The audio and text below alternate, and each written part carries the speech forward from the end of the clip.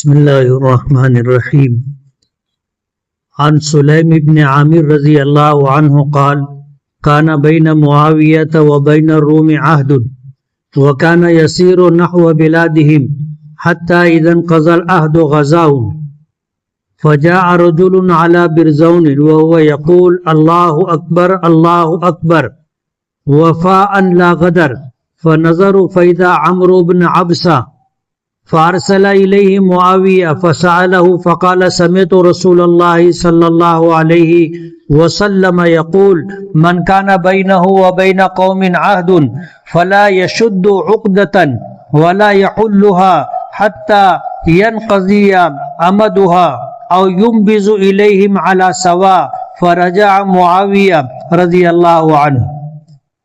ابو داؤد شریف، ترمذی شریف، مشکات شریف۔ ترجمہ: حضرت سلیم ابن عامر رضی اللہ تعالی عنہ سے منقول ہے کہ حضرت معاویہ رضی اللہ عنہ اور رومیوں کے درمیان معاہدہ تھا۔ امیر معاویہ رومیوں کے شہروں کی طرف سفر کر رہے تھے تاکہ جب مدت عہد ختم ہو جائے تو اچانک ان پر حملہ کر دے۔ اتنے میں ایک شخص غیر عربی گھوڑے پر آیا اور کہنے لگا کہ اللہ اکبر اللہ اکبر، عہد پورا کرو، عہد شکنی مت کرو۔ لوگوں نے دیکھا تو معلوم ہوا کہ وہ حضرت عمرو بن عبسہ رضی اللہ عنہ ہے۔ حضرت معاویہ رضی اللہ تعالی عنہ نے ایک آدمی کو ان کے پاس بلانے کے لیے بھیجا۔ پھر ان سے معلوم کیا تو انہوں نے جواب دیا کہ میں نے رسول اللہ صلی اللہ علیہ وسلم سے سنا ہے، آپ فرماتے تھے کہ جب کسی کا کسی دوسری قوم سے کوئی معاہدہ ہو تو نہ اس کو مضبوط کرے اور نہ گیرا کھولے، یعنی نہ سختی کرے اور نہ اس میں نرمی کرے، یہاں تک کہ اس کی مدت پوری ہو جائے یا یہ کہ معاہدہ توڑ دے، دونوں اس معاملے میں برابر کے خبردار ہو جائیں۔ یہ سن کر حضرت معاویہ رضی اللہ تعالی عنہ واپس ہو گئے۔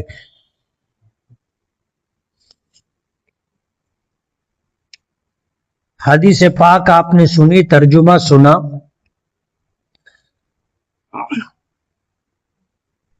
درس حدیث کے شروع میں ہم نے ایک بات کہی تھی کہ قرآن کریم کی سورہ بقرہ پارہ نمبر 2 رکوع نمبر 6 کی پہلی آیت ہے، لیس البر ان تولوا وجوہکم قبل المشرق والمغرب ولکن البر من آمن باللہ والیوم الآخر، پوری آیت ہے، جس کا مفہوم یہ ہے کہ نیکی صرف یہ نہیں ہے کہ نماز کے لیے مشرق، مغرب، شمال اور جنوب کی طرف رخ کیا جائے، اس کے علاوہ بھی بہت سارے نیک کام ہیں۔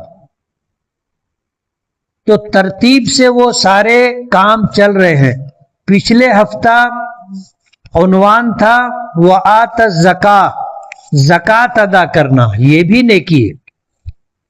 ابھی قرآن کریم کی آیت میں ہے والموفون بعہدہم اذا عاہدوا، نیکی یہ بھی ہے کہ جب آپس میں ہم لوگ معاہدہ کریں تو اس معاہدے کو پورا کریں، معاہدے کو پورا کرنا بھی نیکی ہے۔ حدیث میں نے پڑھی، آپ نے ترجمہ سنا کہ حضرت معاویہ رضی اللہ تعالی عنہ جب ان کا دور حکومت تھا تو ملک شام، ملک روم کے بادشاہ اور ان کے درمیان معاہدہ تھا۔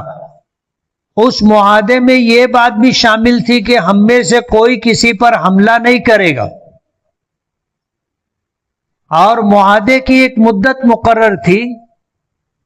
جب وہ مدت پوری ہونے لگی تو حضرت معاویہ رضی اللہ تعالی عنہ نے کیا کیا کہ فوج تیار کی اور فوج لے کر کے انہوں نے سفر شروع کر دیا، اور ان کا پروگرام یہ تھا کہ ملک کی سرحد کے قریب جا کر کے رکیں گے، جب یہ معاہدے کی مدت پوری ہو جائے گی تو اچانک ان پر حملہ کر دیں گے۔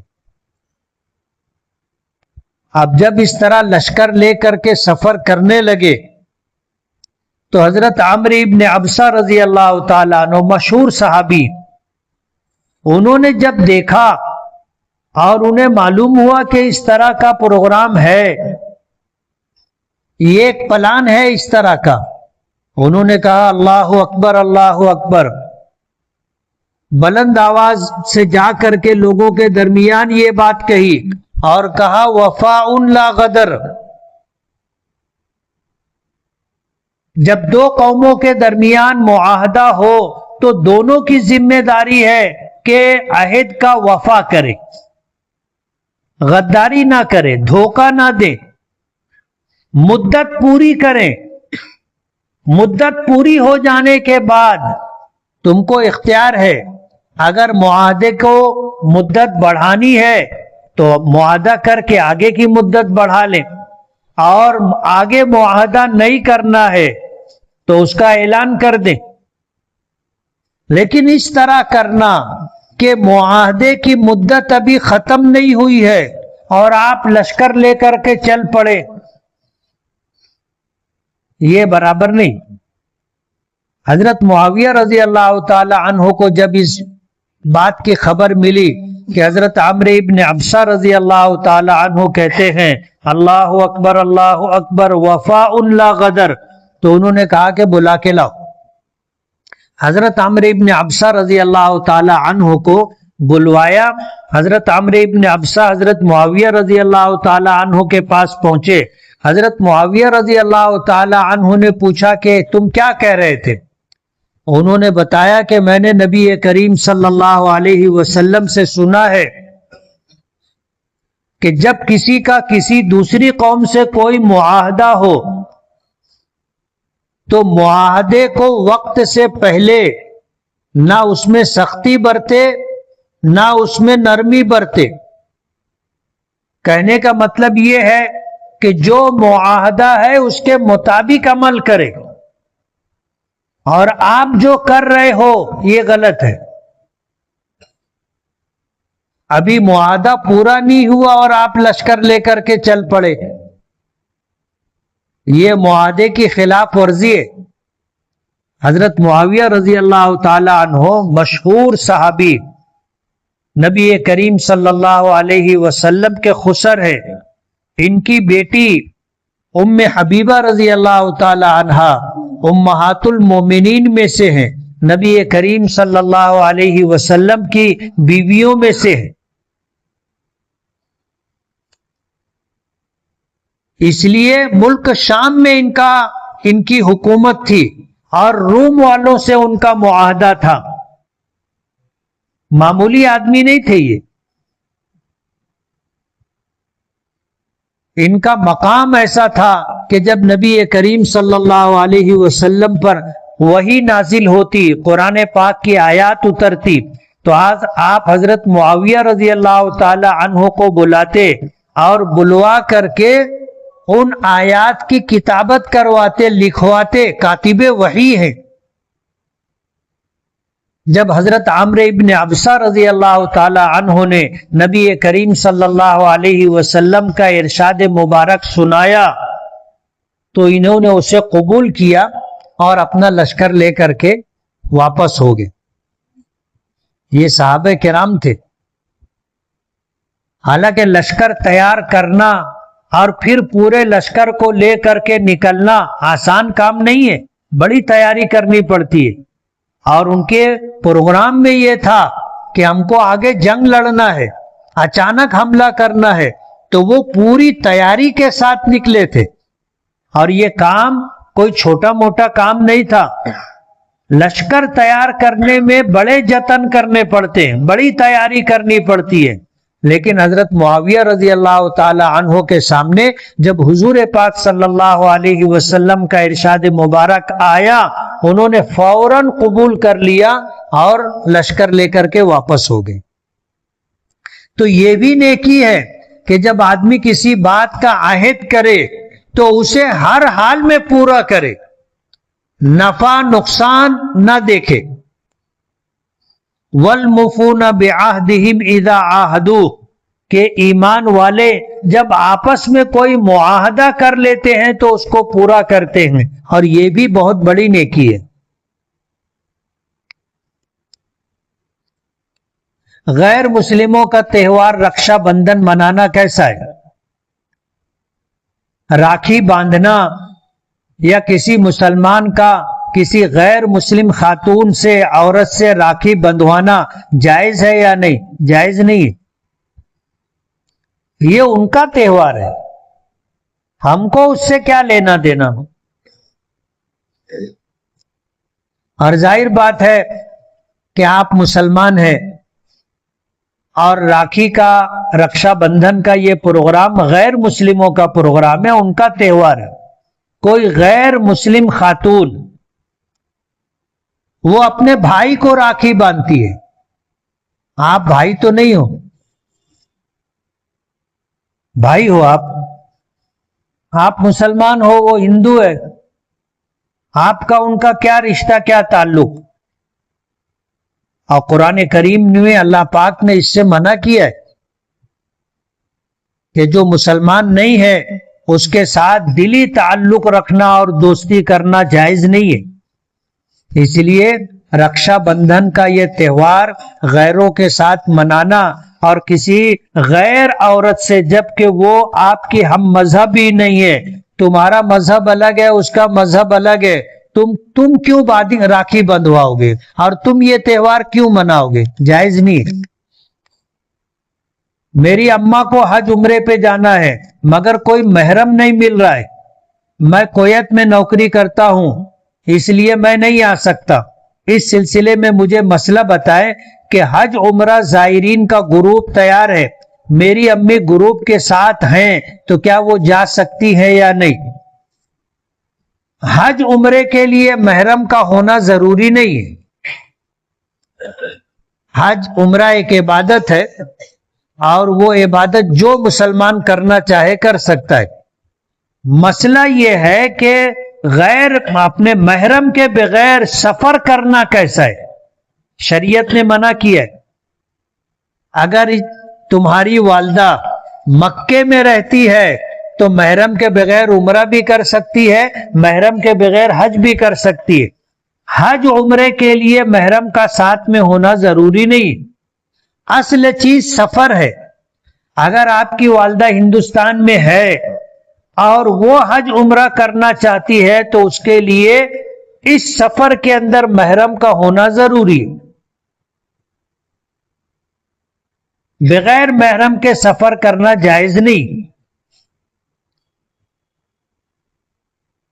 دوسرا مسئلہ، عورتوں پر حج فرض ہونے کے لیے مردوں کے مقابلے میں ایک شرط جائز زیادہ ہے، اور وہ شرط یہ ہے کہ کسی عورت پر اس وقت تک حج فرض نہیں ہوگا جب تک اس کے پاس محرم نہ ہو۔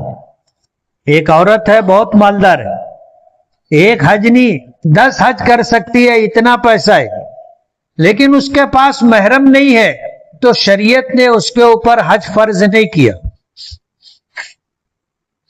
حج فرض نہیں کیا۔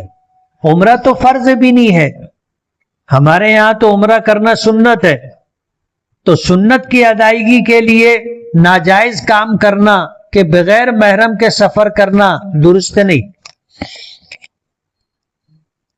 زید مزدوری کرتا ہے اور مزدوری میٹر کے حساب سے ملتی ہے، لوم صاف کروائی نہیں ملتی، مگر جب زید لوم صاف نہیں کرتا تو سیٹ پگار میں سے پیسہ کاٹ لیتا ہے، تو سیٹ کا ایسا کرنا کیسا ہے؟ پورے مالیگاؤں کا یہی حال ہے۔ دیکھو کچھ چیزیں ایسی ہوتی ہیں جو کام میں شامل ہوتی، اگر پورے مالیگاؤں کا یہی حال ہے تو اس کا مطلب یہ ہے کہ مزدور کے ذمے لوم صاف کرنا بھی ہے، تیل پانی کرنا بھی ہے۔ اگر پورے مالیگاؤں کا یہ حال نہیں ہوتا تو اس کا مطلب یہ ہوتا کہ لوم صاف کرنا مزدور کی ذمہ داری نہیں ہے، لیکن جب تم نے لکھا ہے کہ پورے مالیگاؤں کا یہی حال ہے تو اس کا مطلب یہ ہے کہ جو مزدور لوم چلاتا ہے اس کے ذمے لوم صاف کرنا اور تیل ڈالنا بھی ہے۔ یہی وجہ ہے کہ جب تم لوم نہیں صاف کرتے تو وہ پگار میں سے پیسہ کاٹ لیتا، یہ تمہاری ذمہ داری ہے، اور لوم جتنا صاف رکھو گے تیل پانی کرو گے تمہارے لیے آسانی ہے. سیٹ تھوڑی آگے لوم چلاتا ہے, لوم تو تم چلاتے نا. اس لیے اگر سیٹ پگار کاٹ لیتا ہے اور یہی حال پورے مالیگاؤں کا ہے تو لوم صاف کرنا تمہاری ذمہ داری ہے. نہیں کرو گے, پگار کاٹ لے رہا ہے تو برابر ہے. قاعدہ اخیرہ میں درود شریف اور دعائے معصورہ چھوڑنے پر گناہ ملتا ہے, تو اس حالت میں چھوڑ سکتے ہیں کہ سفر پر ہو یا فرض نماز کا وقت ہو رہا ہو اور جماعت کھڑی ہو گئی یا جمعہ کے دن خطبہ ہونے والا ہے. اس حالت میں قاعدہ اخیرہ میں درود شریف اور دعائے معصورہ چھوڑ سکتے ہیں کیا کہ پڑھنا پڑے گا. یہ مسئلہ پیچھے بتایا تھا. امام اعظم ابو حنیفہ رحمۃ اللہ علیہ کے یہاں قاعدہ اخیرہ میں التحیات کا پڑھنا واجب ہے. التحیات کے بعد درود شریف کا پڑھنا, دعائے معصورہ کا پڑھنا سنت ہے, اور جان بوجھ کر کے سنت چھوڑنا گناہ ہے. لیکن اگر ایسا معاملہ ہے کہ تم کو جلدی نکلنا ہے, سفر کی بات ہے, یا جماعت کھڑی ہو رہی ہے, تو آپ لمبا درود نہ پڑھتے ہوئے صلی اللہ علیہ وسلم بھی پڑھ سکتے ہیں, اور لمبی دعائے معصورہ نہ پڑھتے ہوئے آپ رب اغفر وارحم وانت خیر الراحمین پڑھ کے سلام پھیر سکتے. چند سیکنڈ کے لیے آپ مسئلہ پوچھ رہے ہو, جبکہ درود شریف کا پڑھنا اور دعائے معصورہ کا پڑھنا اس میں ہمارا فائدہ ہے. ایک مرتبہ درود پاک پڑھنے پر اللہ پاک کی طرف سے 10 رحمتیں نازل ہوتی ہیں. اور جب آدمی کوئی نیکی کر رہا ہو اس کے بعد دعا مانگنا دعاؤں کی قبولیت کا مقام ہے. یہی وجہ ہے کہ نماز کے اخیر میں سلام پھیرنے سے پہلے دعائے معصورہ ہے, اس لیے کہ یہ دعا کی قبولیت کا مقام ہے. ہم لوگ سلام پھیرنے کے بعد دعا مانگتے. اگر ہم کو دعائیں یاد ہوں, وہ دعائیں جو نبی کریم صلی اللہ علیہ وسلم سے منقول ہیں, تو وہ عربی الفاظ میں آپ رٹی رٹائی جو دعا ہے دعائے معصورہ, اس کے علاوہ بھی جتنی دعا مانگنا ہو نماز میں مانگ لو, سلام پھیرنے سے پہلے مانگ لو. یہ دعا کی قبولیت کا مقام ہے. سلام پھیرنے کے بعد تو دعا مانگتے ہی ہے نا, وہ دعا آپ نماز میں مانگ لو, انشاءاللہ قبولیت سے زیادہ قریب ہوگی. اس لیے چند سیکنڈ کے لیے آدمی مسئلہ پوچھے اچھی بات نہیں. امام شافعی رحمت اللہ علیہ کے یہاں درود شریف پڑھنا فرض ہے. آپ اگر درود شریف جان بوجھ کے چھوڑ دو گے تو نماز ہی نہیں ہوگی, بھول کے بھی چھوڑ دو گے تو ان کے یہاں نماز نہیں ہوگی. مسجد میں چندہ دینے کا ثواب ملے گا؟ کیوں نہیں ملے گا؟ ویسے یہ سوال کیوں پوچھنا پڑا؟ ایسا تو نہیں ہے کہ آپ شراب خانے میں چندہ دے رہے, یہ تو موٹی بات ہے, سب کو معلوم ہے. ایک ہوتی ہے مسجد کی تعمیر, اس میں چندہ دینا بہت بڑے اجر و ثواب کا باعث ہے. حدیث پاک میں آتا ہے من بنا للہ مسجدا بنا اللہ لہ بیتا فی الجنہ, جو شخص اللہ کی رضا کے لیے مسجد تعمیر کرے گا اللہ تعالیٰ اس کے لیے جنت میں عالی شان محل بنا کر کے دے گا. اتنا بڑا ثواب. اب مسجد بن جانے کے بعد مسجد کی آبادی انتظام و انصرام کے لائن سے یہ عام مسلمانوں کی ذمہ داری ہے. مسجد میں امام کو تنخواہ دینا ہے, مؤذن کو تنخواہ دینا ہے, خادم کو تنخواہ دینا ہے, مسجد میں بجلی کا استعمال ہوتا ہے, پنکھا چل رہا ہے, لائٹ ہے, پانی کا انتظام کرنا ہے, چٹائی کا انتظام کرنا ہے.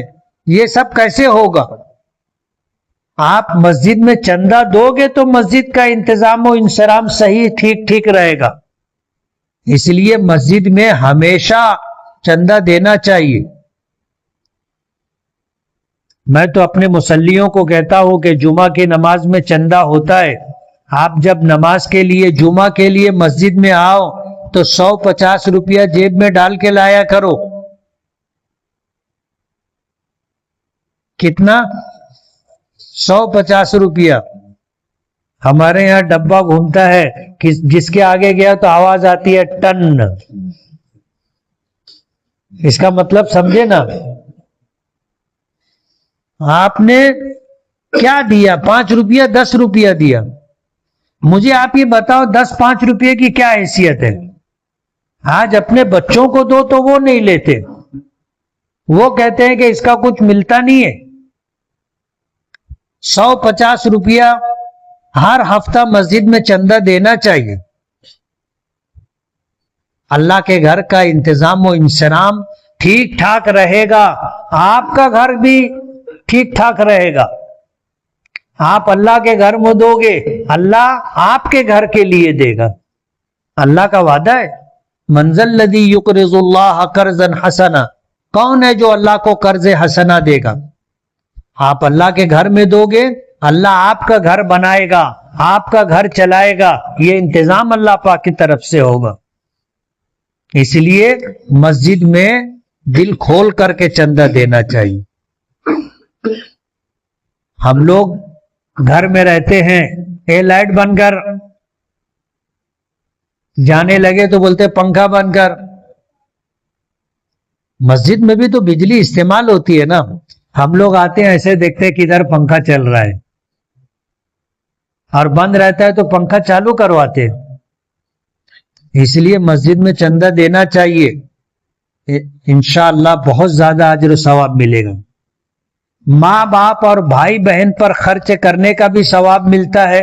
جی ہاں، ماں باپ بھائی بہن ضرورت مند ہے، غریب ہیں اور اللہ نے آپ کو نوازا ہے، آپ ان کی مدد خرچ کر سکتے ہیں، تو دوسروں کو دینے سے بہتر یہ ہے کہ اپنے ماں باپ اپنے بھائی بہنوں کو دو، ان کے اوپر خرچ کرو.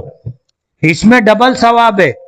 ایک تو رقم و خرچ کرنے کا ثواب اور ایک رشتہ داروں میں صلہ رحمی کرنے کا ثواب، ڈبل ثواب ہے. کچھ لوگ ایسے ہوتے ہیں کہ دوسروں کو تو دے دیتے، بھائی بہنوں کو نہیں دیتے. دوست یاروں پر پیسہ خرچہ کر دیتے ہیں، اپنے بھائی بہنوں پر خرچ نہیں کرتے. یہ اولین حقدار ہے. اگر ضرورت مند ہیں تو آپ کو اوپر ضروری ہے کہ ان کی مدد کریں، ثواب ملے گا. کیا جنت کی زندگی اعمال کے مطابق ہوگی؟ ہاں. آپ جتنے زیادہ نیکیوں کے اعتبار سے بڑھے ہوں گے، جنت میں آپ کا درجہ بھی اتنا بڑھا ہوگا. سب جنتی ایک جیسے نہیں ہوں گے، سب جنتی ایک جیسے نہیں ہوں گے. سب سے بلند درجہ نبی کریم صلی اللہ علیہ وسلم کا ہوگا.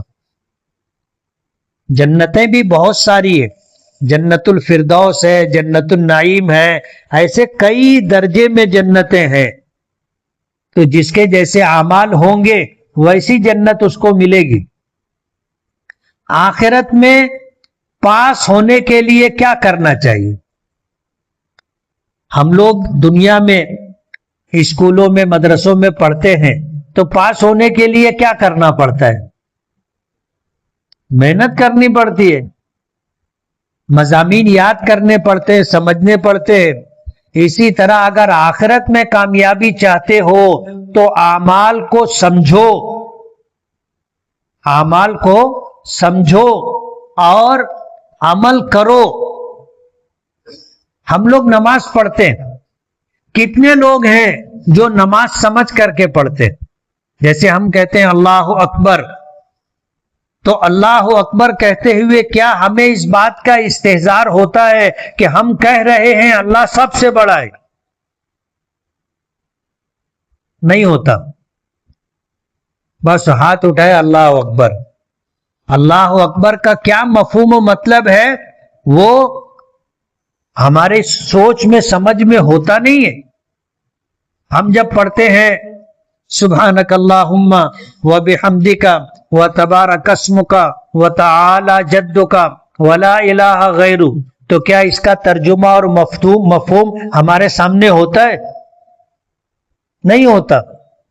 ہم جب پڑھتے ہیں اعوذ باللہ، ہم جب پڑھتے ہیں بسم اللہ، تو کیا اس کا ترجمہ ہم کو مستحضر ہوتا ہے؟ نہیں ہوتا۔ ہم سورہ فاتحہ پڑھتے ہیں تو سورہ فاتحہ کا ترجمہ، اس کا معنی و مطلب ہمارے سامنے نہیں ہوتا۔ ہم جب کہتے ہیں سبحان ربی العظیم، ہم جب سجدے میں کہتے ہیں سبحان ربی العلی، تو کیا اس کا مفہوم ہمارے سامنے ہوتا ہے؟ نہیں ہوتا۔ اعمال کرو تو استحضار کے ساتھ کرو۔ آپ دیکھو نماز میں دل لگے گا اور نماز میں مزہ آئے گا، لذت ملے گی۔ آپ یقین مانو 2 رکعت آپ اس طرح پڑھو کہ تکبیر تحریمہ سے لے کے سلام پھیرنے تک التحیات کا ترجمہ، سورہ فاتحہ کا ترجمہ، سورہ فاتحہ کے بعد والی سورت کا ترجمہ، درود شریف کا ترجمہ، دعائے معصورہ کا ترجمہ آپ کے سامنے اگر ہوگا تو آپ کا ذہن کہیں ادھر ادھر بھٹکے گا نہیں، اور آپ کو نماز پڑھنے میں ایسا مزہ اور لذت ملے گی کہ دل ہوگا کہ اور پڑھے۔ جب ہم لوگ ان ساری چیزوں کا خیال نہیں رکھتے تو پھر ہوتا یہ ہے کہ نماز میں دل لگتا نہیں ہے، نمازیں چھوٹتی ہیں۔ اس لیے نماز کو سمجھو، کرو گے؟ میں نے سنا ہے کہ اپنے بچوں کو حافظ قرآن بنائیں گے تو والدین کو ایک تاج پہنایا جائے گا۔ سوال یہ ہے کہ جس کے کئی بچے حافظ ہوں تو ان کو کتنے تاج پہنائے جائیں گے؟ سر تو ایک ہی ہے نا، ایک تاج پہنایا جائے گا۔ ہو سکتا ہے اللہ پاک 2 بچوں کے حافظ ہونے پر، 4 بچوں کے حافظ ہونے پر تاج کی نوعیت بدل دے، ہو سکتا ہے۔ اللہ ہی بہتر جانتا ہے کیا ہوگا۔ میری بیٹی نازیہ 13 سال کی ہے، 1 سال سے اس کے سر میں درد ہے، 1 مہینے سے کچھ کھاتی نہیں ہے، تھوڑا بھی کھا پی لے تو پیٹ درد کرنے لگتا ہے۔ ایک مولانا کو بتائے تو وہ بولتے اوپر کا ہے، آپ کوئی علاج بتائیں۔ دیکھو اوپر کا ہو سکتا ہے، کوئی اچھا عامل ہوگا تو وہ صحیح معنوں میں بتائے گا کہ اوپر کا ہے یا نہیں۔ ابھی تو ایسا ہے کہ جو لوگ عامل نہیں ہیں وہ یہ دھندا بنا لیے، آپ کچھ بھی نہیں ہوگا آپ کو، آپ جا کر کے وہاں بولو طبیعت بہت گھبراتی ہے، گھر میں جاؤ تو دل لگتا نہیں، جی ہوتا ہے نکل کر کے بھاگے، تو وہ آپ کو بتا دیں گے گھر میں کچھ گاڑا ہے، تمہارے اوپر کچھ کیا ہے، یعنی آپ کو کچھ نہیں ہے، آپ جا کر کے بولو تو وہ بتا دیں گے۔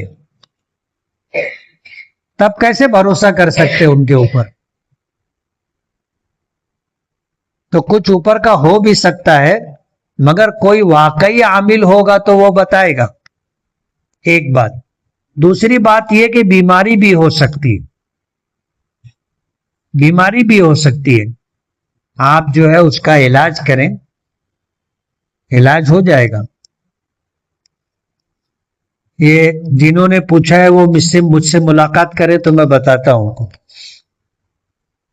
باپ کے انتقال کو 6 سال ہو چکے، بھائیوں نے اچھی اچھی زمینیں، کارخانے جن کے پیپر کلیئر تھے وہ بیچ کر کھا گئے، اور جن زمینوں کارخانوں کی نل پٹی، لوکھنڈ پٹی، گھر پٹی باقی ہے اور لوچے لپاٹے والی زمین ہے، اور ایسے علاقے میں ہے جہاں قیمت بھی کم ہے، وہ بہنوں کو دینا چاہتے، تو بھائیوں کا ایسا کرنا درست ہے کیا؟ درست نہیں، یہ تو ظلم ہے، زیادتی ہے، بہنوں کا حق مارنا ہے،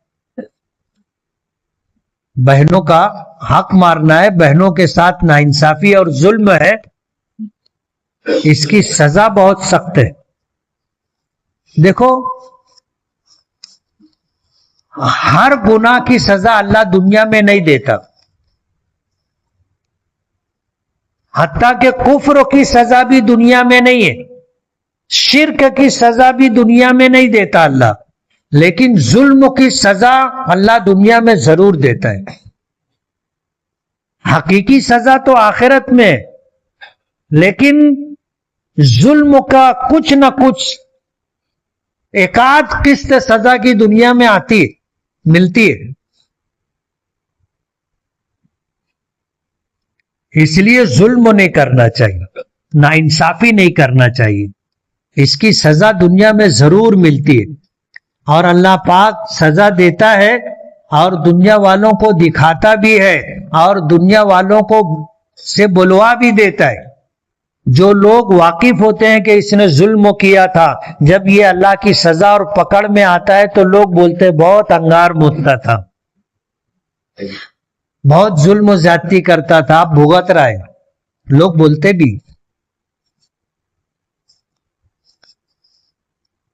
نکاح کرنے میں کیا دیکھنا چاہیے، اس پر میں نے تفصیل سے بات کی تھی. نکاح کرنے میں دینداری دیکھنا چاہیے. ہندو لوگ مسلمانوں کو پکڑ کر جے شری رام کے نعرے لگواتے، اس کا کیا حکم ہے؟ یہ بھی پچھلے ہفتے میں نے تفصیل سے بتایا تھا. زید نے اپنے بڑے بھائی کا بچہ گود لیا ہے. زید کی بھابھی اس بچے کے حمل کو ضائع کرنا چاہتی تھی. زید کو اولاد نہیں تھی تو زید نے کہا کہ ضائع مت کرو، بچہ پیدا ہو جائے گا مجھے دے دینا، میں گود لے لوں گا. آج بچے کی پیدائش ہوئی ہے اور اتفاق کہیے کہ زید کی بیوی بھی امید سے ہے. پہلے بچہ نہیں تھا، اب بچہ 2.5-3 مہینے کے بعد ڈیلیوری ہے. اب زید کی بیوی بھابھی کے بچے کو گود لے کر دودھ پلائے گی تو کیا زید اس بچے کو اپنا نام دے سکتا ہے؟ جبکہ زید کے بڑے بھائی نے اس کی اجازت بھی دی. دیکھو دودھ پلانے سے مسئلے کی نوعیت بدل جاتی ہے. دودھ پلاؤ گے کہ اب یہ بچہ جس کا دودھ پیے گا اس کا، اور اس عورت کو جو دودھ ہوا ہے جس کی وجہ سے یعنی اس کا شوہر، ان کا رضائی بیٹا ہو جائے گا. کیا ہو جائے گا؟ رضائی بیٹا. اور جس عورت نے دودھ پلایا ہے وہ رضائی ماں ہو جائے گی، اور اس عورت کا شوہر اس بچے کا رضائی باپ ہو جائے گا. اس پر مستقل احکام ہے. اب اس بچے کا نکاح ان میاں بیوی کے کسی بچے کے ساتھ نہیں ہو سکتا، یہ آپس میں دودھ شریک بھائی بہن ہیں. سمجھ میں آیا؟ لیکن اس بچے کے حقیقی باپ کی جگہ رضائی باپ سگے باپ کی جگہ اپنا نام نہیں دے سکتا. نبی کریم صلی اللہ علیہ وسلم نے اس سے منع کیا ہے اور اس پر وعید ہے.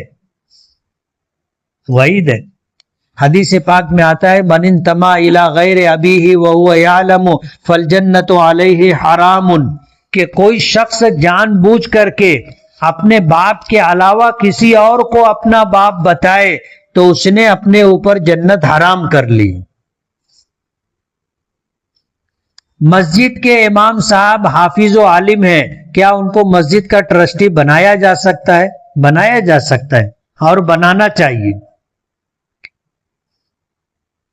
ہوتا کیا ہے کہ غیر عالم لوگوں کو مسجد اور مدرسے کی ذمہ داری دے دی جاتی ہے، تو اس سے بہتر یہ ہے کہ عالم کو یہ ذمہ داری دی جائے.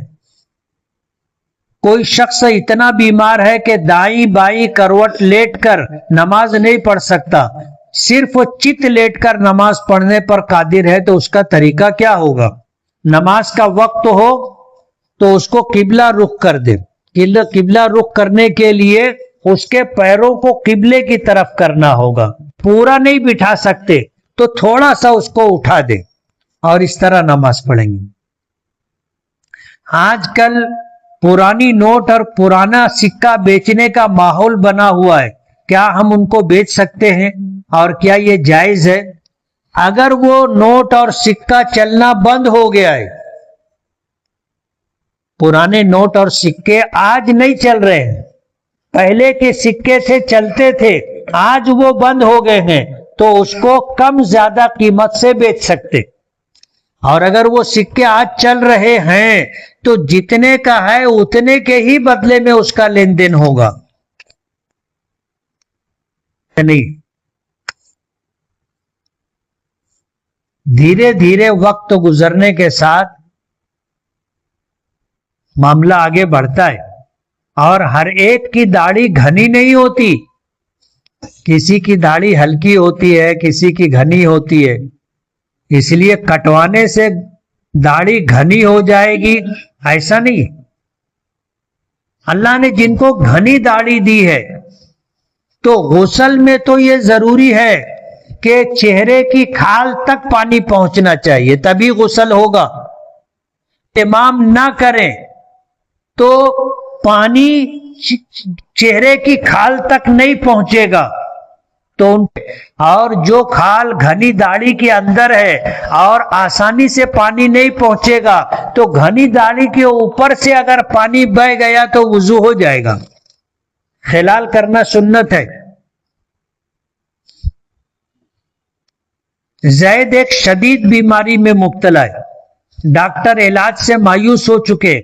زید نے ایک ایسے ادارے سے قرض لیا ہے کہ اس کی وفات کے بعد قرض کی باقی رقم معاف کر دی جائے گی، لیکن جب تک زندہ ہے اسے قرض کی قسطیں ادا کرنی پڑے گی، وہ بھی سود کے ساتھ۔ اب یہ معلوم نہیں ہے کہ زید کی نیت کیا تھی قرض لینے کی۔ ایسی صورت میں زید کا یہ قرض لینا شرعاً جائز تھا، اور سود ادا کرنے کا کیا حکم ہے؟ جائز نہیں ہے، یہ سودی قرض ہے۔ جب آپ کو سود قرض کے ساتھ سود بھی ادا کرنا پڑ رہا ہے تو اس طرح قرضہ لینا جائز نہیں ہے، چاہے وہ علاج و معالجے کے لیے۔ زید اپنی 3 بیٹیوں کی شادی کے لیے ہر سال تقریباً 35,000 روپیہ LIC کی پالیسی جمع کرتا رہا۔ بیٹیوں کی پالیسیاں بالترتیب 11، 12، 13 سال کی تھی۔ ایک بیٹی کی شادی ہو چکی ہے، دوسری بیٹی اور تیسری بیٹی کی شادی ہونا باقی ہے۔ پالیسی کی رقم نکلوائی تو ہر بیٹی کے حساب سے 45 سے 48 ہزار روپے زائد رقم ملی ہے، تو کیا یہ رقم بیٹی کی شادی کے اخراجات میں استعمال کرنا شرعاً جائز ہے؟ جائز نہیں۔ اولاً تو پالیسی لینی ہی نہیں چاہیے، پالیسی لینا ہی ناجائز ہے۔ اب اگر آپ نے پالیسی لے لی تھی، معلوم نہیں تھا آپ نے لے لی، تو آپ کی جتنی رقم بھری ہوئی ہے اتنی رقم تو آپ کی ہے، آپ جہاں چاہو وہاں استعمال کر سکتے، شادی میں بھی استعمال کر سکتے، دوسری جگہ بھی۔ لیکن جو رقم زائد ملی ہے 45 سے 48 ہزار، اس کا آپ کے لیے استعمال درست نہیں ہے، اسے بلا نیت ثواب کسی مستحق اور ضرورت مند کو دے دے۔ اذان کا جواب مسجد کے اندر موجود نمازی اور مسجد کے باہر موجود شخص کے لیے کیا حکم رکھتا ہے؟ اذان کا جواب دینا سنت ہے، اجر و ثواب کا باعث ہے۔ اذان کا جواب 2 طریقے سے دیا جاتا ہے، ایک عملی طور پر اذان کی آواز سنی مسجد کی طرف آپ چل پڑے، یہ عملی جواب ہے، یہ عملی جواب ہے۔ اب ایک شخص مسجد کے اندر موجود ہے تو عملاً تو اس نے اذان کا جواب دے دیا، لیکن اذان کے ہر جملے کے بدلے میں اللہ اکبر کے بدلے میں اللہ اکبر کہنا، اشہد ان لا الہ الا اللہ کے سامنے اشہد ان لا الہ الا اللہ کہنا، اشہد ان محمد رسول اللہ کے سامنے اشہد ان محمد رسول اللہ جواب میں کہنا، حی علی الصلاۃ حی علی الفلاح کی جگہ لا حول ولا قوت الا باللہ کہنا۔ تو مؤذن کو جتنا ثواب ملتا ہے اذان کا جواب دینے والے کو بھی پورا پورا اتنا ہی ثواب ملے گا، اس لیے اذان کا جواب دینا چاہیے۔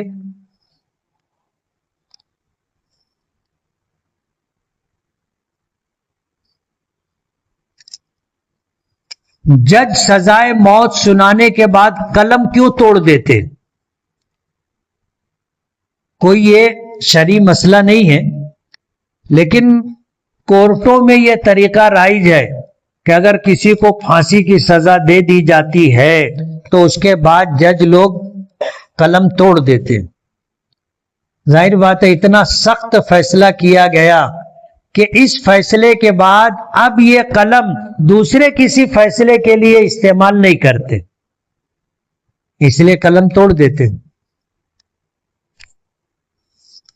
کیا حافظ قرآن اپنے ساتھ 10 لوگوں کو جنت میں لے جائے گا؟ لے جائے گا۔ دعا کا طریقہ بتائیے جو دل پر اثر کرے۔ دل سے مانگو گے تو دل پہ اثر کرے گا، سمجھ رہے ہو؟ دل سے مانگو گے تو دل پہ اثر کرے گا، اور جو دعا دل سے مانگی جاتی ہے وہ قبول ہوتی ہے۔ بسم اللہ الرحمن الرحیم۔